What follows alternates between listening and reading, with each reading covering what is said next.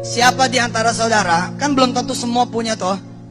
Siapa di antara saudara yang pengen punya duit cash 10 miliar rupiah? Oke, kalau pengen قل هذه سبيلي أدعو إلى الله.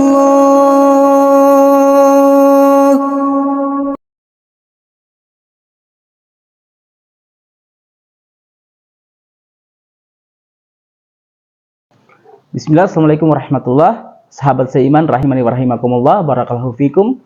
Pada kesempatan yang berbahagia ini, saya akan kembali merespon atau mereaksi sebuah video Pak Yusuf Mansur di mana beliau menyatakan bahwa orang yang tidak sedekah kepada beliau bodoh dan orang yang tidak percaya sistem sedekah beliau adalah kafir. Sebelum kita melanjutkan menonton dan mereaksi videonya, jangan lupa subscribe, like, komen, dan share pada channel ini untuk mendapatkan notifikasi update terbaru dari video-video yang akan kami tayangkan nantinya insya Allah, dan dapat membantu kami mengembangkan channel ini. Baiklah, kita saksikan terlebih dahulu cuplikan videonya. emangnya nggak bosen ente pakai motor melulu?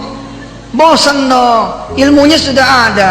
Kalau kita ngasih motor, paling kagak kita dapat Kijang tahun 2000, paling kagak kita dapat Xenia dah ya tahun 2000, paling kagak itu, paling kagak.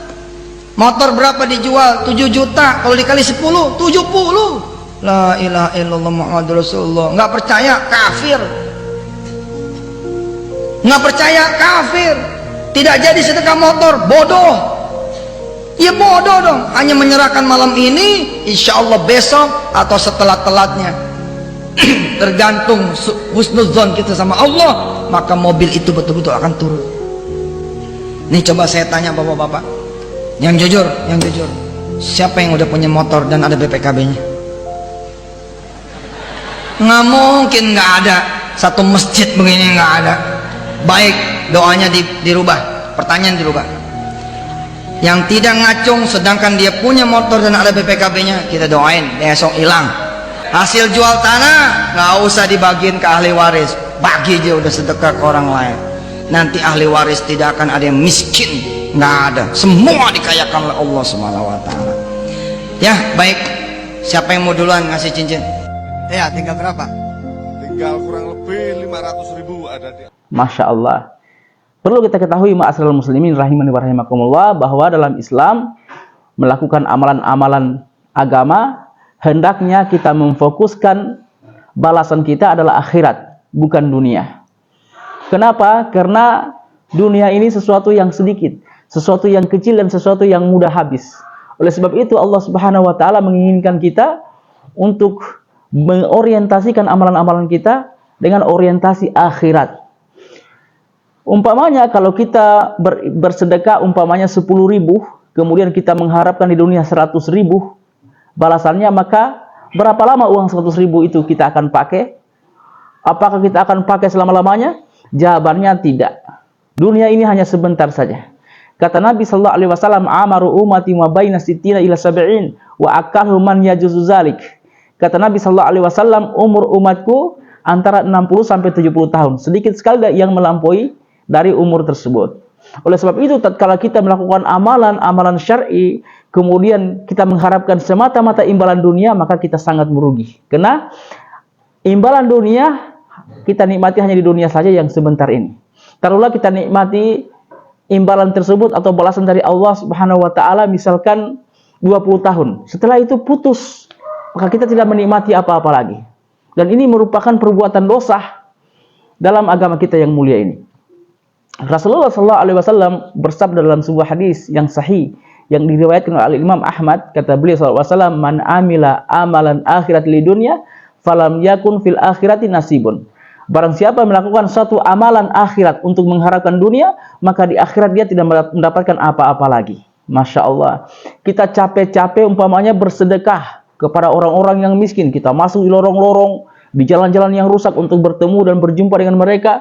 Lalu kita mengharapkan dunia. Bisa jadi Allah memberi balasan dunia, akan tetapi balasan itu hanya sebentar saja. Tatkala kita mati maka terputus balasan itu. Akan tetapi tatkala Allah Subhanahu wa taala membalas kita dengan akhirat, maka ini yang diharapkan. Karena tatkala Allah Subhanahu wa taala memasukkan kita dalam surga, tidak ada istilah tatkala sudah masuk keluar kembali, tidak mungkin.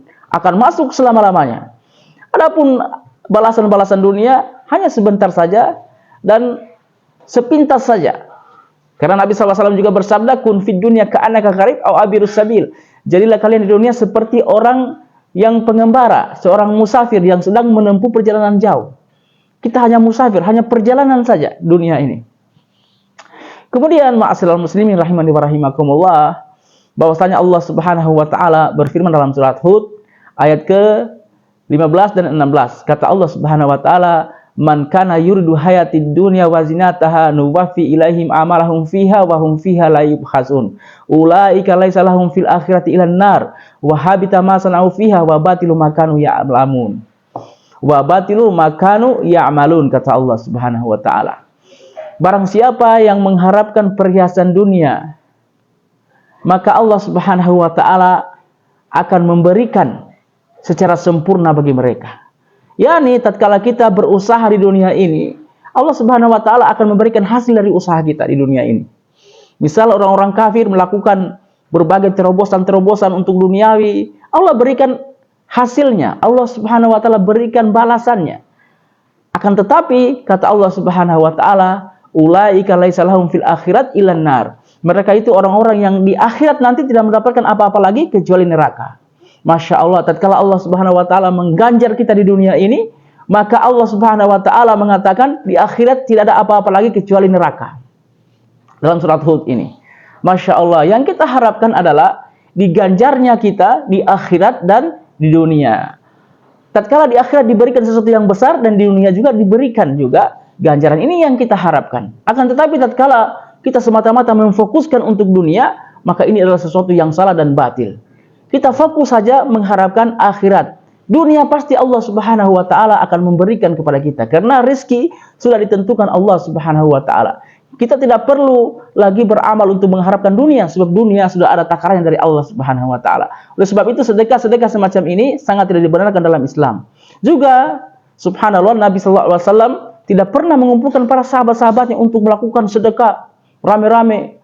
Padahal kita ketahui di zaman beliau ada sahabat-sahabat beliau yang hidup miskin, yang namanya Ahlus Suffah. Ahlus Suffah ini orang-orang sahabat-sahabat Nabi SAW yang hidup di Masjid Nabawi, di pelataran Masjid Nabawi, di teras Masjid Nabawi. Mereka tinggal di situ karena mereka tidak memiliki apa-apa. Akan tetapi Nabi SAW tidak pernah beliau mengumpulkan donasi sedekah untuk para sahabatnya ini, untuk membangun ini dan membangun itu, tidak. Kecuali terjadi peperangan dan lain sebagainya, itu diambil dari Baitul Mal, dari zakat. Zakat ini adalah wajib. Adapun sedekah itu hukumnya sunnah. Nabi SAW bersabda, at-tatawu min amirul nafsi. Amalan sunnah itu tergantung dari kemauan kita sendiri. Amalan sunnah seperti sedekah, kita bisa sedekah dan bisa tidak.